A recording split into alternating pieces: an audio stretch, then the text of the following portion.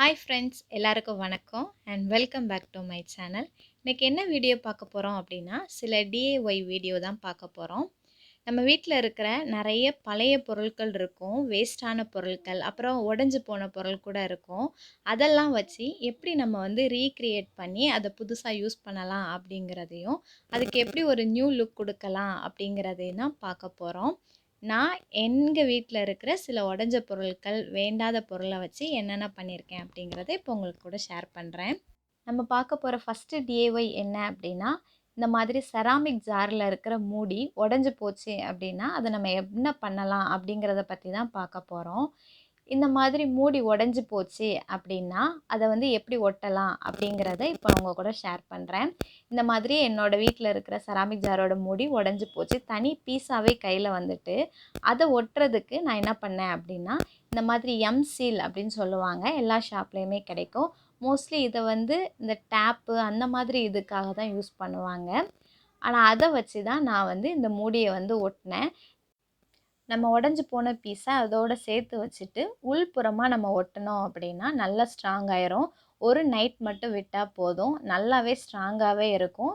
உங்கள் வீட்டில் இந்த மாதிரி உடஞ்சி போன பீஸ் உங்ககிட்ட இருந்துச்சு, நீங்கள் தூக்கி போடாமல் வச்சுருந்தீங்கன்னா இந்த ஐடியா ட்ரை பண்ணுங்கள்.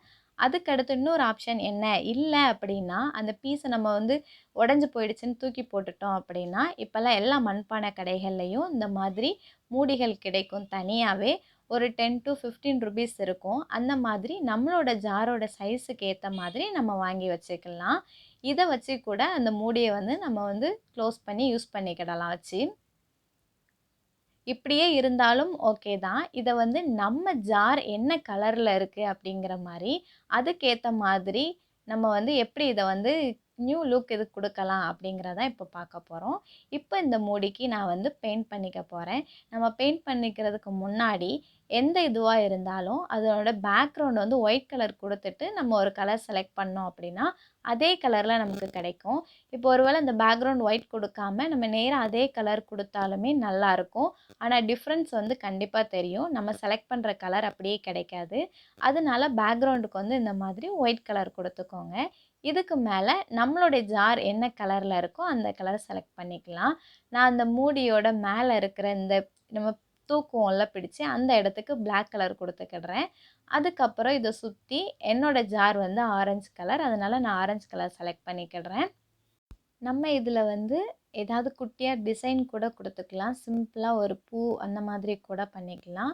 இல்லைனா இப்படியே இந்த கலர் காம்பினேஷன்லேயே விட்டால் கூட அழகாக இருக்கும். நீங்கள் இந்த மாதிரி ட்ரை பண்ணி பாருங்கள்.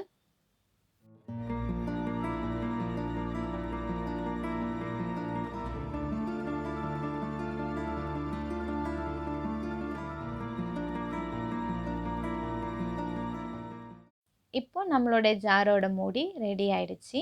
இதை வந்து வெயிலில் வச்சு நல்லா காய வைக்கணும். வெளியே வைக்கணும்னு தேவையில்லை, நம்ம வீட்டுக்குள்ளே வர்ற வெயிலில் காய வச்சா போதும். நல்லா ட்ரை ஆனதுக்கப்புறம் இதை வந்து நம்ம யூஸ் பண்ணிக்கிடலாம். நம்ம பார்க்க போகிற அடுத்த டிஏஒய் என்ன அப்படின்னா, ஒரு தோசை தவா தான். இது வந்து ஒரு பழைய நான்ஸ்டிக் தவா, நான் யூஸ் பண்ணுறதில்ல. அதில் இருக்கிற ஹேண்டிலை மட்டும் நான் எடுத்துட்டு இப்போ வந்து இதை எப்படிலாம் யூஸ் பண்ணலாம், இதில் என்ன பண்ணலாம் அப்படிங்கிறத பற்றி பார்க்கலாம்.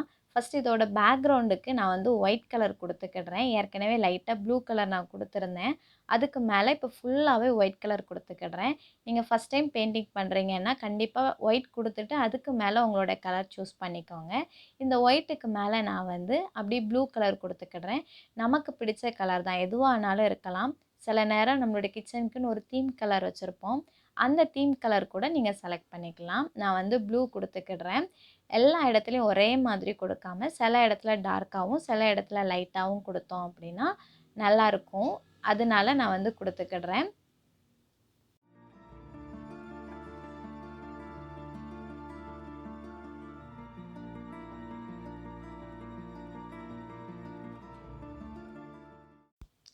இது அப்படியே கொஞ்சம் ட்ரை ஆகட்டும். இப்போ இந்த ஹேண்டில் இருக்கிற ஏரியாவுக்கு நான் வந்து பிளாக் கலர் கொடுத்துக்கிடுறேன்.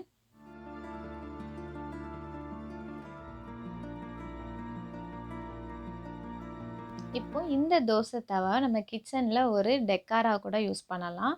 அப்படி இல்லைன்னா ஒரு ஆர்கனைசராக கூட நம்ம யூஸ் பண்ணிக்கிடலாம். இந்த மாதிரி நம்மளுடைய கிச்சனில் கவுண்டர் டாப்பில் கார்னரில் வைக்கும்போது பார்க்குறதுக்கு அழகாக இருக்கும். இப்போ பார்த்திங்கன்னா நம்ம செராமிக் ஜாரோட மூடி எந்த டிஃப்ரென்ஸுமே தெரியாது, நம்ம பெயிண்டிங் பண்ணியிருக்கோம் அப்படிங்கிறதே. இது ஆர்கனைசராகவும் யூஸ் பண்ணலாம் அப்படின்னு சொன்னல. நம்ம வீட்டில் இருக்கிற ஆயிலெலாம் அந்த பாத்திரத்தெல்லாம் வைக்க யூஸ் பண்ணிக்கிடலாம். அப்படி இல்லை அப்படின்னா இந்த மாதிரி நம்மளுடைய ஜாரெல்லாம் வைக்கிறது கூட இதை ஒரு ஆர்கனைசராக கூட யூஸ் பண்ணிக்கலாம். அப்படி இல்லை நம்ம டெக்காராக யூஸ் பண்ண போகிறோம் அப்படின்னா இதில் வந்து சிம்பிளாக நம்ம ஏதாவது பெயிண்டிங் பண்ணிக்கலாம். என்னனாலும் பண்ணலாம். சிம்பிளாக ஒரு பூ டிசைன் கொடுக்கலாம், இல்லைனா எதுனாலும் பண்ணிக்கலாம். இல்லை நமக்கு பிடிச்ச ஒரு குவைட்ஸ் கூட எழுதி வைக்கலாம். இதையும் நீங்கள் இந்த மாதிரி ட்ரை பண்ணி பாருங்கள். அடுத்து நம்ம பார்க்க போகிற டிஐஒய் என்னென்னா, நம்ம வீட்டில் மண் பானைகள் உடஞ்சி போச்சுன்னா என்ன பண்ணலாம் அப்படிங்கிறது தான். இது ஒரு மண் பாத்திரம், சமைக்கிறதுக்கு பயன்படுத்துகிறது தான். ஆனால் அதோட மேல் பக்கம் உடஞ்சி போச்சு. இதை வந்து நான் என்ன பண்ண போகிறேன் அப்படிங்கிறத இப்போ உங்கள் கூட ஷேர் பண்ணுறேன்.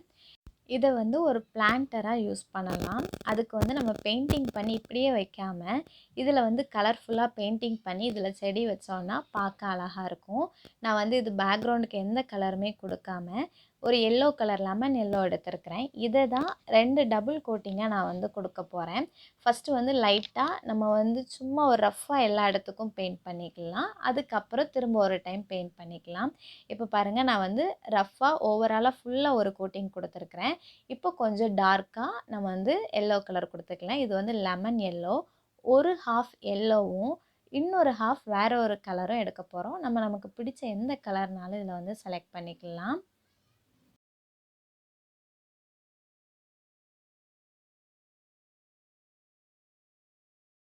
இதனுடைய இன்னொரு ஹாஃப் நான் வந்து ப்ளூ கலர் கொடுக்க போகிறேன். கான்ட்ராஸ்ட்டாக இருந்தால் பார்க்குறதுக்கு நல்லாயிருக்கும், அதனால தான்.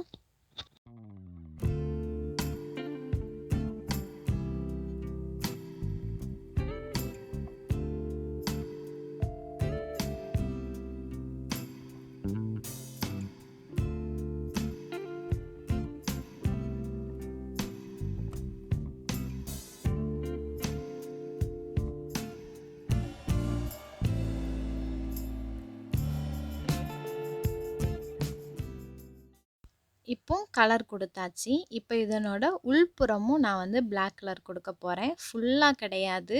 நம்ம மண் போட்டு கொஞ்சம் வெளியே தெரியும்ல, அந்த கார்னருக்கு மட்டும் நான் வந்து பிளாக் கலர் கொடுத்துக்கிடுறேன்.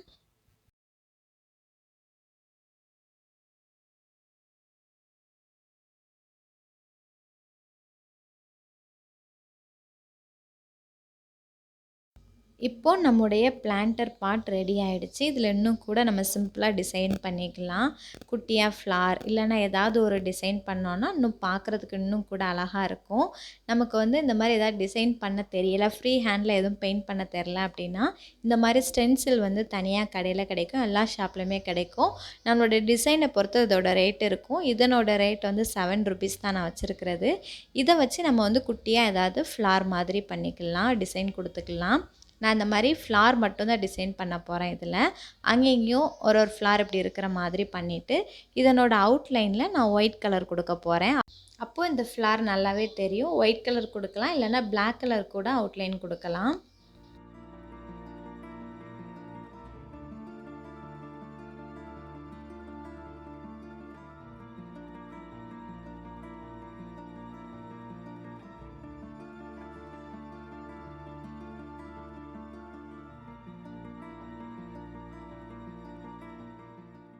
இந்த பூவெல்லாம் ஹைலைட் பண்ணி காமிக்கிறதுக்காக நான் உள்ளே வந்து மெட்டாலிக் கோல்டன் கலர் கொடுக்குறேன். கொடுத்தா இன்னும் அந்த பூ வந்து நல்லாவே தெரியும். இப்போது நம்மளுடைய பிளான்டர் வந்து ரெடி ஆகிடுச்சு. பார்க்கவே அழகாக இருக்கும். இதுக்கு வந்து லைஃப் வேணும், ரொம்ப நாள் இருக்கணும், இந்த பெயிண்டிங்லாம் எதுவுமே போகக்கூடாது அப்படின்னா கண்டிப்பாக வார்னிஷ் பண்ணுங்கள். நான் வார்னிஷ் பண்ணியிருக்கேன். அப்படின்னா இது வந்து வாட்டர் ப்ரூஃபாக கூட இருக்கும். தண்ணி பட்டால் கூட இந்த பெயிண்ட் என்ன ஆனாலுமே இது வந்து டேமேஜ் ஆகாது. இது இப்படியே தான் இருக்கும். நீங்களும் இதே மாதிரி ட்ரை பண்ணி பாருங்கள். அவ்வளோதான், நம்மளுடைய பிளான்டர் ரெடி ஆகிடுச்சு. இப்போ நமக்கு பிடிச்ச செடி எதுனாலும் வச்சுக்கலாம். நான் இதில் வெந்தயக்கீரை வச்சுருக்கிறேன்.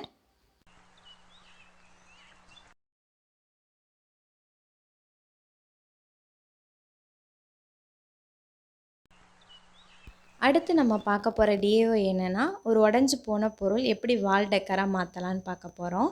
இது என்ன அப்படின்னா, நம்ம மிரரோட ஃப்ரேம் தான். இது கீழே விழுந்து அதோட கிளாஸ் மட்டும் உடஞ்சி போச்சு. அந்த ஃப்ரேம் நான் அப்படியே பத்திரமா வச்சுருந்தேன். இதை வந்து நம்ம எப்படி சிம்பிளாக எப்படி ஒரு வால் டெக்கராக மாற்றலாங்கிறது இப்போ காமிக்க போகிறேன். இந்த ஃப்ரேமை சுற்றி ஃபுல்லாகவே நான் வந்து பிளாக் கலர் கொடுத்துக்கிடுறேன்.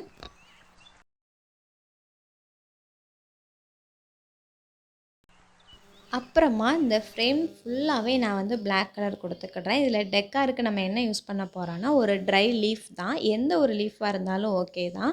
ட்ரையாக இருக்கணும். அதில் கோல்டன் கலரில் இப்படி பெயிண்ட் பண்ணி அதில் வைக்கும்போது பார்க்குறதுக்கே அழகாக இருக்கும். பிளாக் அண்ட் கோல்டன் கலர் சேரும்போது ஒரு ஆன்டிக் லுக் மாதிரி கிடைக்கும். அப்புறம் அந்த ஃப்ரேமை சுற்றியுமே நான் கோல்டன் கலர் கொடுத்துக்கிடுறேன். இப்போ நம்மளோட சூப்பரான சிம்பிளான ஒரு வால் டெக்கார் வந்து ரெடி ஆகிடுச்சு. நீங்களும் இந்த மாதிரி ட்ரை பண்ணி பாருங்கள். சின்ன சின்ன பொருளை வச்சு உடஞ்சி போனது தூக்கி போடுற பொருளை வச்சு நம்ம வீட்டில் ஒரு அழகான டெக்காராக யூஸ்ஃபுல்லான ஒரு விஷயமா நம்மளுடைய க்ரியேட்டிவிட்டிக்கு ஏற்ற மாதிரி மாற்ற முடியும். உங்களுக்கு இந்த வீடியோ பிடிச்சிருக்குன்னு நம்புகிறேன். பிடிச்சிருந்தா என்னோடய சேனலை மறக்காமல் சப்ஸ்கிரைப் பண்ணுங்கள். பக்கத்தில் இருக்கிற பெல் பட்டனை கிளிக் பண்ண மறந்துடாதீங்க. அப்போ தான் நான் போடுற வீடியோஸ் உங்களுக்கு அடுத்தடுத்து நோட்டிஃபிகேஷனாக வரும். மறக்காமல் உங்களுடைய கருத்துக்களை ஷேர் பண்ணுங்கள். இன்னொரு டிஃப்ரெண்ட்டான வீடியோவில் பார்க்கலாம். தேங்க்ஸ் ஃபார் வாட்சிங்.